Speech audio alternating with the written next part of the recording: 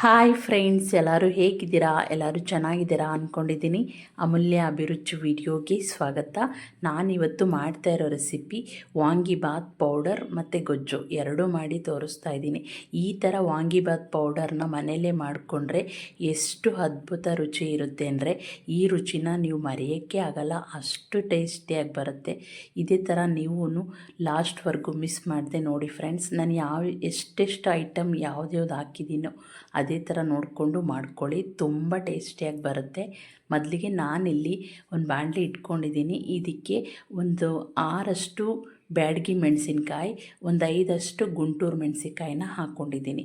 ನಿಮಗೆ ಎಷ್ಟು ಪೌಡ್ರ್ ಮಾಡ್ತೀರಾ ನೋಡಿಕೊಂಡು ಕ್ವಾಂಟಿಟಿ ಹೆಚ್ಚಿಸ್ಕೋಬೇಕು. ಇವಾಗ ಸ್ವಲ್ಪ ಕೊಬ್ಬರಿನ ನಾನು ಪೀಸ್ ಮಾಡಿ ಈ ಥರ ಹಾಕ್ಕೊಂಡಿದ್ದೀನಿ. ಬೇಕಂದರೆ ನೀವು ತುರಿದ್ಬಿಟ್ಟು ಹಾಕ್ಕೋಬಹುದು. ಇವಾಗ 2 ಸ್ಪೂನಷ್ಟು ಉದ್ದಿನಬೇಳೆ ಹಾಕ್ಕೊಂಡಿದ್ದೀನಿ, 3 ಸ್ಪೂನಷ್ಟು ಕಡಲೆಬೇಳೆ ಹಾಕ್ಕೊಂಡಿದ್ದೀನಿ. ಇದು ಸ್ವಲ್ಪ ಚೆನ್ನಾಗಿ ರೋಸ್ಟ್ ಮಾಡ್ಕೋಬೇಕು. ಎಣ್ಣೆ ಏನು ಹಾಕಬಾರ್ದು, ಹಾಗೇ ಚೆನ್ನಾಗಿ ಫ್ರೈ ಮಾಡ್ಕೊಳ್ಳಿ. ಇವಾಗ 1 ಸ್ಪೂನಷ್ಟು ಜೀರಿಗೆ, ಅರ್ಧ ಸ್ಪೂನಷ್ಟು ಕಾಳುಮೆಣಸು ಮತ್ತು 1/4 ಸ್ಪೂನಷ್ಟು ಮೆಂತ್ಯ, ಇದಿಷ್ಟು ಹಾಕ್ಕೊಂಡು ಸ್ವಲ್ಪ ಚೆನ್ನಾಗಿ ಇದನ್ನು ಫ್ರೈ ಮಾಡ್ಕೋಬೇಕು. ಇವಾಗ 1 ಪೀಸ್ ಅನಾನಸ್ ಮೊಗ್ಗು, 2 ಪೀಸಷ್ಟು ಚಕ್ಕೆ, ಒಂದು 4-5 ಲವಂಗ, ಇದಿಷ್ಟು ಹಾಕ್ಕೊಂಡ್ರೆ ಒಳ್ಳೆ ಘಮ ಸ್ಮೆಲ್ ಬರುತ್ತೆ ವಾಂಗಿಬಾತ್ ಪೌಡರ್. ಇದನ್ನು ಇನ್ನೊಂದು ಸ್ವಲ್ಪ ಈ ಥರ ರೋಸ್ಟ್ ಮಾಡಿ, ಎಲ್ಲನೂ ಚೆನ್ನಾಗಿ ರೋಸ್ಟ್ ಆಗಬೇಕು. ಆವಾಗ ಅದು ಎಷ್ಟು ದಿನ ಇಟ್ಟರೂ ಹಾಳಾಗಲ್ಲ.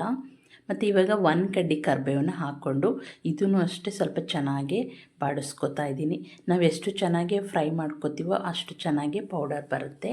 ಇವಾಗ ಆಗಿದೆ ನೋಡಿ. ಇದು ತಣ್ಣಗಾದ್ಮೇಲೆ ನಾನು ನೋಡಿ ಈ ಥರ ಮಿಕ್ಸಿ ಜಾರ್ಗೆ ಹಾಕಿ ಪೌಡರ್ ಮಾಡಿ ಎತ್ತಿಟ್ಕೊಂಡಿದ್ದೀನಿ. ಈ ಪೌಡರ್ನ ನೀವು ಯಾವಾಗ ಬೇಕಾದರೂ ಯೂಸ್ ಮಾಡ್ಬೋದು. ಒಂದು ಗಾಜಿನ ಬಾಟ್ಲಿಗೆ ಹಾಕಿ ಸ್ಟೋರ್ ಮಾಡಿ ಇಟ್ಕೊಂಡ್ರೆ 1 ತಿಂಗಳು 2 ತಿಂಗಳವರೆಗೂ ಯೂಸ್ ಮಾಡ್ಬೋದು, ಏನೂ ಹಾಳಾಗಲ್ಲ, ಆಚೆನೇ ಇಟ್ಕೋಬಹುದು. ನಿಮಗೇನಾದರೂ ಈ ಥರ ಪೌಡ್ರ್ ಮಾಡೋಕ್ಕೆ ಟೈಮ್ ಇಲ್ಲ ಅಂದರೆ ನಾನು ವಾಟ್ಸಪ್ ಲಿಂಕ್ ಕೊಟ್ಟಿದ್ದೀನಿ. ಆ ವಾಟ್ಸಪ್ ಲಿಂಕಲ್ಲಿ ಹೋಗಿ ಜಾಯ್ನ್ ಆಗಿ ನನಗೆ ಆರ್ಡ್ರ್ ಮಾಡಿದ್ರೆ ನಿಮಗೆ ಬಿಸಿಬೇಳೆಬಾತ್ ಪೌಡರ್, ವಾಂಗಿಬಾತ್ ಪೌಡರ್ ಮತ್ತು ಪುಳಿಯೋಗರೆ, ಸಾಂಬಾರು ಪುಡಿ, ಚಟ್ನಿ ಪುಡಿ ಎಲ್ಲ ಸಿಗುತ್ತೆ. ಏನು ಬೇಕಾದರೂ ಆರ್ಡರ್ ಮಾಡ್ಕೋಬಹುದು. ಪ್ಲೀಸ್ ಬೇಗ ಹೋಗಿ ನನ್ನ ವಾಟ್ಸಪ್ ಲಿಂಕ್ ಓಪನ್ ಮಾಡಿ ಜಾಯ್ನ್ ಆಗಿ ನಿಮಗೇನಾದರೂ ಬೇಕಂದರೆ ಆರ್ಡ್ರ್ ಮಾಡ್ಕೊಳ್ಳಿ. 1 ವೀಕ್ ಒಳಗಡೆ ಸಿಗುತ್ತೆ. ಮತ್ತು ನಾನಿಲ್ಲಿ ಒಂದು ಬಾಣಲಿ ಇಟ್ಕೊಂಡು ಇದು ಗೊಜ್ಜನ್ನ ರೆಡಿ ಮಾಡ್ಕೊತಾ ಇದ್ದೀನಿ.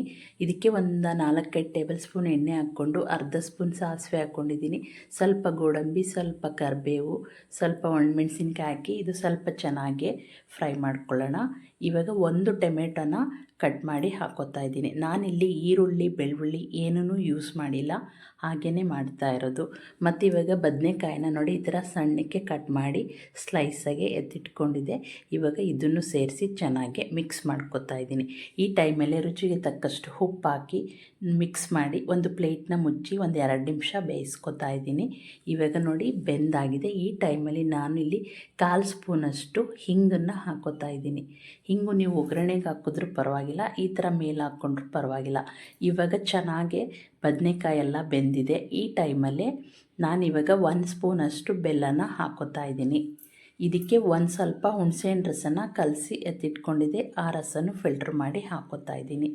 ಇವಾಗ ಇದು ಸ್ವಲ್ಪ ಚೆನ್ನಾಗಿ ಕುದಿ ಬರೋಕ್ಕೆ ಸ್ಟಾರ್ಟ್ ಆಗಿದ್ಮೇಲೆ ನಾನಿವಾಗ ವಾಂಗಿಬಾತ್ ಪೌಡರ್ ಮಾಡಿ ಎತ್ತಿಟ್ಟಿದ್ನಲ್ವ ಅದನ್ನು ಒಂದು 3 ಸ್ಪೂನಷ್ಟು ಹಾಕೋತಾ ಇದ್ದೀನಿ. ಈ ಥರ ಹಾಕೋದ್ರಿಂದ ನಾವು ಎಷ್ಟು ಗೊಜ್ಜು ಮಾಡ್ಕೋತೀವೋ ಆ ಟೈಮಲ್ಲಿ ನೋಡಿಕೊಂಡು ಎಷ್ಟು ಬೇಕೋ ಅಷ್ಟು ಪೌಡರ್ನ ಹಾಕ್ಕೋಬಹುದು. ನಾನಿಲ್ಲಿ ಇದು 3 ಜನಕ್ಕೆ ಟಿಫಿನ್ಗೆ ರೆಡಿಯಾಗುತ್ತೆ, ಅಷ್ಟು ಗೊಜ್ಜು ಬರುತ್ತೆ. ಇದು ನೋಡಿ ಇಷ್ಟೇ ಬೆಂದರೆ ಸಾಕು, ಜಾಸ್ತಿ ಟೈಮ್ ಬೇಯೋದು ಬೇಡ, ಸ್ವಲ್ಪನೇ ಬೆಂದರೆ ಸಾಕು. ಏಕೆಂದರೆ ನಾವು ಆಲ್ರೆಡಿ ಎಲ್ಲ ಚೆನ್ನಾಗಿ ಫ್ರೈ ಮಾಡ್ಕೊಂಡಿದ್ವಲ್ವ, ಜಾಸ್ತಿ ಟೈಮ್ ಏನು ಬೇಯೋದು ಬೇಡ. ಇವಾಗ ಇದು ರೆಡಿಯಾಗಿದೆ. ನಾನು ರೈಸ್ ಮಾಡಿ ಎತ್ತಿಟ್ಕೊಂಡಿದ್ದೆ. ಇದನ್ನು ಸ್ವಲ್ಪ ತಣ್ಣಗಾದ್ಮೇಲೆ ಕೈಯಲ್ಲೇ ಈ ಥರ ನೀಟಾಗಿ ಮಿಕ್ಸ್ ಮಾಡ್ಕೋಬೇಕು. ಈ ಥರ ನೀಟಾಗಿ ಮಿಕ್ಸ್ ಮಾಡಿ ನಾನಿವಾಗ ಸರ್ವ್ ಮಾಡ್ತಾಯಿದ್ದೀನಿ. ನೋಡಿದ್ರಲ್ಲ ಫ್ರೆಂಡ್ಸ್ ಹೇಗೆ ಮಾಡೋದಂತ.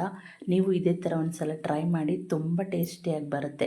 ಮತ್ತು ಫ್ರೆಂಡ್ಸ್ ನನ್ನ ವಿಡಿಯೋ ಇಷ್ಟ ಆದರೆ ಲೈಕ್ ಮಾಡಿ, ಶೇರ್ ಮಾಡಿ, ನನ್ನ ಚಾನಲ್ನ ಸಬ್ಸ್ಕ್ರೈಬ್ ಮಾಡ್ಕೊಳ್ಳಿ.